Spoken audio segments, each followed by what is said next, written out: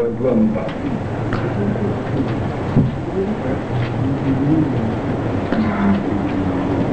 Bismillahirrahmanirrahim. Rabbi sholli sadri wa yassir amri wahlul 'uqdatam min lisani yafqahu qawli. Rabbi yassir wa la tu'assir rabbi tammim bil khair. Ini panjang dia punya apa? Arabnya kita ambil mananya saja. Waktunya sudah tak ada. Ambil mananya saja. Ya. Ambil 225.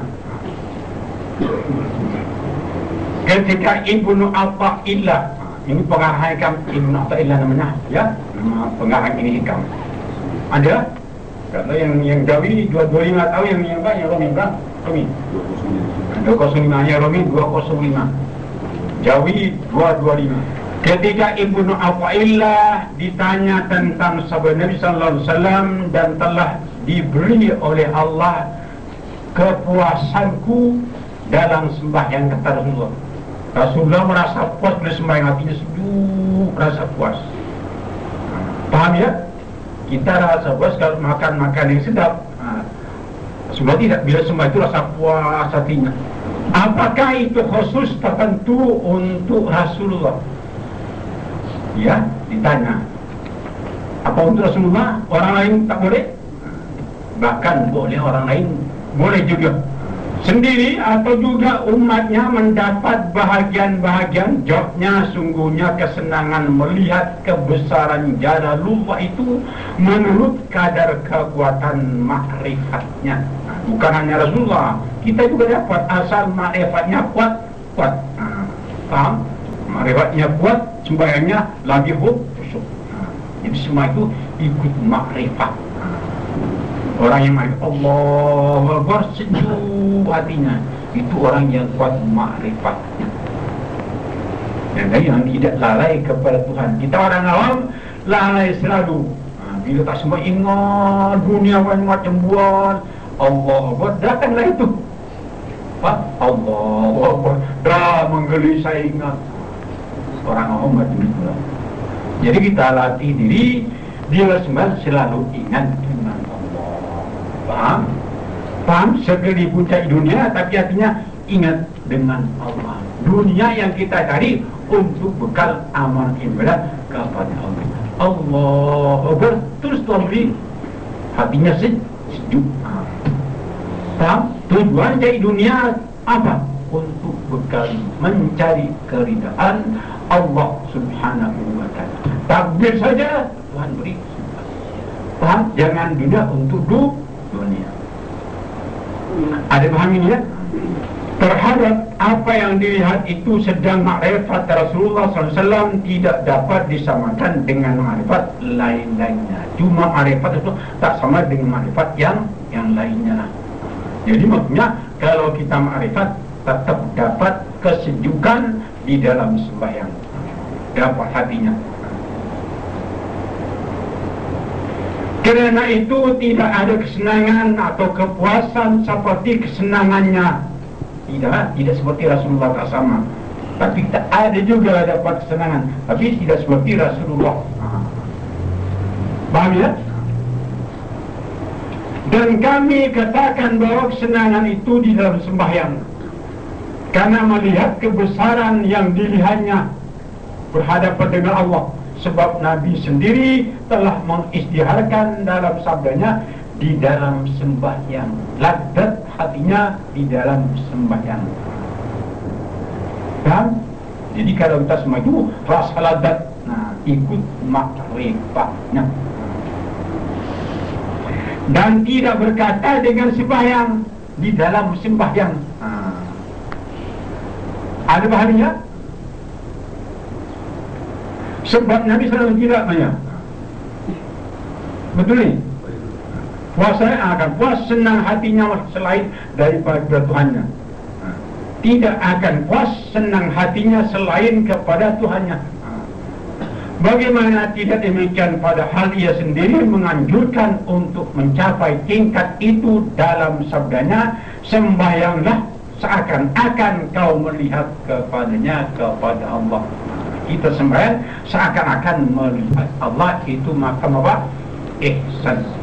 Andai kata kita tak boleh melihat, ingat kita dilihat oleh Allah. Allah tak dapat hati-hatinya. Kita ingat diperhatikan Allah. Paham? Ini makam ihsan. Kalau kita ingat diperhatikan Allah, itu makam muraga. Kalau hanya terus berhadapan dengan Tuhan, itu dikatakan makam musyahadah. Jadi dua-dua itu baiklah. Sekalipun tak hadir tidak melihat, tapi ingat kita diperhatikan Allah. Itu namanya makam ihsan. Dan mustahil jika melihat Allah dan melihat lain-lainnya di samping Allah. Jadi kalau kita hatinya sudah berharaplah, hilang yang lain. Paham? Tak boleh campur. Paham? Allah apa terus hatinya yang lain hilang. Mustahil bercampur. Ada bang ini.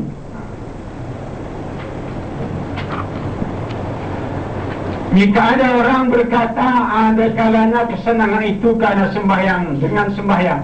Sebab sembahyang itu sebagai kurnia yang timbul langsung dari sumber pemberian Allah. Maka bagaimana tidak akan gembira dengan itu? Dan bagaimana tidak menjadi puncak kesenangan kerananya? Sedang Allah telah berfirman, katakan hanya dengan kerana kurnia dan rahmat Allah itulah mereka harus bergembira. Jadi kalau kita sembahyang, jangan ingat dirinya kuat sembahyang, ingat ini kurnia Allah. Itu kita punya hati sendiri. Allah Akbar, itu nikmat dari Allah. Jangan ingat aku itu bersembahyang, ini kurnia dari Allah. Itu datang sejuk.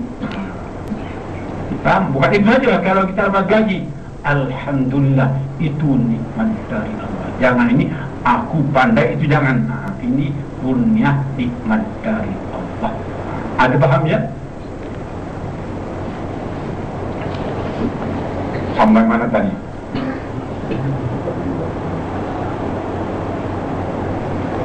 Ketahui bahwa dalam ayat itu juga telah diisyarat, ada isyarat untuk jawaban terhadap pertanyaan ini bagi orang yang memperhatikan rahasia kata-katanya. Sebab Allah berkata, maka dengan itulah mereka harus bergembira. Mana dengan itu?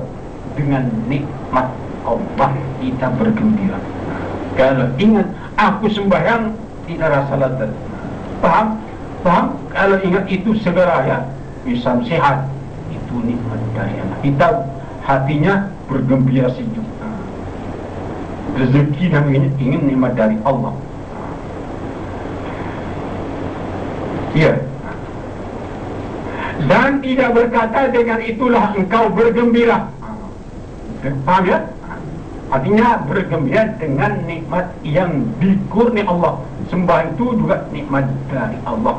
Kalau kita ingin hatinya sejuk, macam itulah.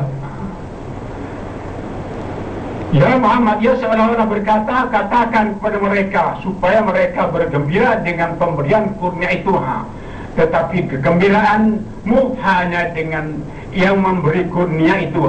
Hanya, ini hanya ingat yang beri kurnia. Jangan kita kuat bersembahyang. Kalau sembahyang, kalau rezeki jangan kita kuat bekerja. Ingat kurnia dari Allah. Pak, ini semua hatinya situ.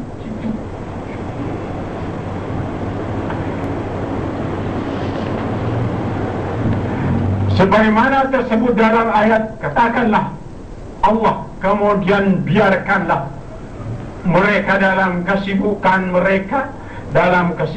mereka berkecimpung. Kita bila sudah ingat Allah, jangan ingat orang yang itu jangan pedulikanlah mereka. Kita hanya ingat kurnia rahmat Allah subhanahu wa ta'ala. Ada paham? Paham ya? Jangan ingat itu. Paham ya? Sembahyang itu sebagai pemberian Allah yang terbesar untuk hambanya. Sebagaimana tersebut dalam sabda Nabi SAW, tidak diberikan kepada seorang hamba di dunia ini sesuatu yang lebih baik daripada diizinkan baginya untuk sembahyang 2 rakaat saja. Berarti kali 2 rakaat sunat subuh lebih baik dunia dan isinya dunia. Jadi ingat, bila kita semua itu, ini hanya dapat nikmat kurnia dari Allah. Paham? Ada paham ini? Jangan mengaku dirinya buat beribadah. Sampai mana bilang lagi? Sebab sembahyang itu sebagai hubungan langsung antara hamba dengan Allah, bertemu, berkata-kata, dan berhalwat. Disitulah seorang hamba menyatakan kehambaan, kerendahan, kehinaan, hajat dan keperluannya semua kepada Allah. Bisa. Ada paham ini? Jadi kesemuanya ingat ini semua pemberian Allah.